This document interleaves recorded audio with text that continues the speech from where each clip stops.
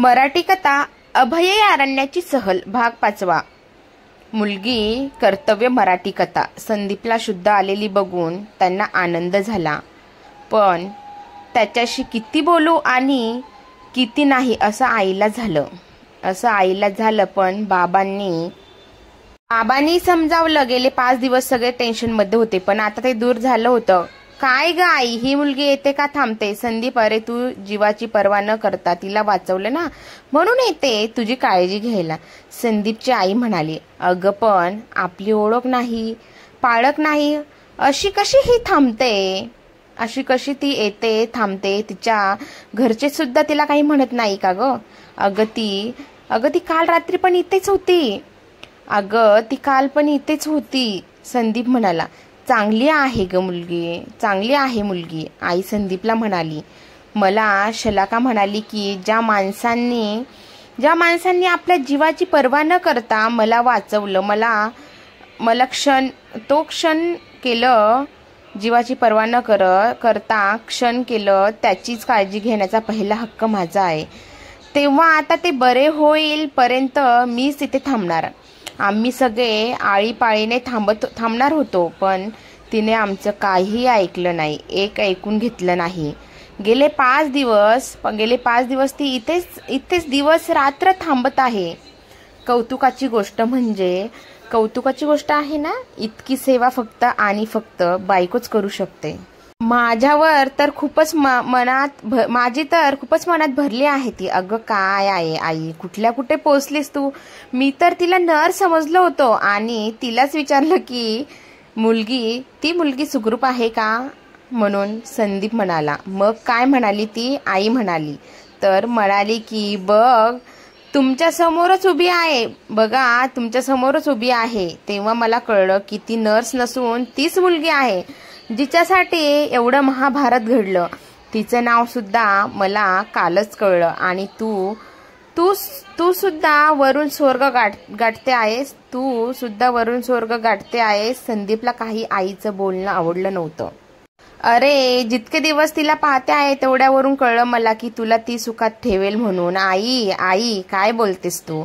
हे दुखणं किती दिवस घेईल हे माहित नाही. प्रायव्हेट नोकरी आहे माझी, टिकेल की नाही हे बी माहित नाही. वरतून जखमेमुळे चेहरा खराब झालाय, विद्रूप झालेला असणार. ती फक्त कर्तव्याच्या भावनेनेच इथे थांबत आहेत. ती फक्त कर्तव्याच्या भावनेनेच इथे येते. ही उर्मी काही दिवसातच ओसरेल. उगाच काही कल्पना करत बसू नकोस. जे आहे ते ठीकच आहे. संदीप म्हणाला. निर्वाणीच बोलला. आई पुढे काही या विषयावर बोलली नाही. कदाचित संदीपच्या बोलण्यावरून विचार करत असावी. मग जेवण झाल्यावर संदीपला सुद्धा झोप लागली. संदीपला जाग आली तेव्हा 6 वाजले होते आणि शलाका आली होती आणि आई तिच्याशी गप्पा मारत होती. बाबा कुठे दिसत नव्हते. बहुधा बाहेर गेले असतील. त्याला उठलेला पाहून शलाका जवळ आली आणि म्हणाले, उपमा आणला आहे, थोडा खाऊन घेता का? पण आता थंड झाला असेल. चालेल. नको, आता भूक नाहीये, जेवूच एकदम. संदीप म्हणाला. ठीक आहे, चहा हवा का? शलाका म्हणाली. चालेल. संदीप म्हणाला, घेऊन येते. आणि ती कॅन्टीनकडे निघाली. आई ही पुन्हा आली. संदीपने विचारले, अरे मगाशीच नाही का सांगून गेली की 4 वाजेपर्यंत येईल म्हणून? तशी ती आली. तुला झोप लागली होती. आई, अगं पण आता ही रात्री पण थांबणार आहे का? हो. संदीप म्हणाला. आई, ही आता रात्री पण थांबणार आहे का? आई म्हणाली, हो. बाबांना थांबू दे ना, उगाच तिला कशाला त्रास द्यायचा. संदीप म्हणाला, तूच बोल बाबा, आमचं काही ते ऐकत नाही या बाबतीत. आई म्हणाली, आई मी कसं बोलणार? तूच बोलायला पाहिजे. मी माझ्यासाठी कष्ट करते, ती माझ्यासाठी कष्ट करते आणि मीच नको म्हणायचं हे बरोबर दिसत नाही. तू सांग की इथे तूच थांबणार आहे म्हणून. अगं परक्या माणसांकडून कशी सेवा करून घ्यायची, संकोच वाटतो फार. संदीप शलाका रूम मध्ये आली होती. म्हणाली, चहा आणलाय. आणि तिने बेडची डोक्याची बाजूवर उचलली आणि चहाचा ग्लास संदीपच्या हातात दिला. संदीपने एक घोट घेतल्यावर म्हणाली, कसला संकोच वाटतो? काही नाही, असं संदीपने जरा बिचकतच उत्तर दिलं. संदीपची आई म्हणाली की अगं त्याला तुझा संकोच वाटतोय. तू चहा आणतेस, धावपळ करतेस, त्याचा संकोच वाटतोय. मला म्हणतोय की परक्या माणसांकडून कशी अशी अपेक्षा करून घ्यायची. पहा बाई, आता तू काळजी करू नका, मी देते त्यांच्या सगळ्या प्रश्नाची उत्तर. निश्चितपणे घरी जा, आता मी आले. शलाकाने सांगितले. मग थोड्या वेळाने आई आणि बाबा निघाले. बाबा, आज तुम्ही थांबा ना, रात्रीची वेळ आहे, या मुलीला जाऊ द्या घरी. संदीपने पुन्हा टुमणं लावलं. अरे माझी काही हरकत नाही, पण ही मुलगी तयार होईल तर ना.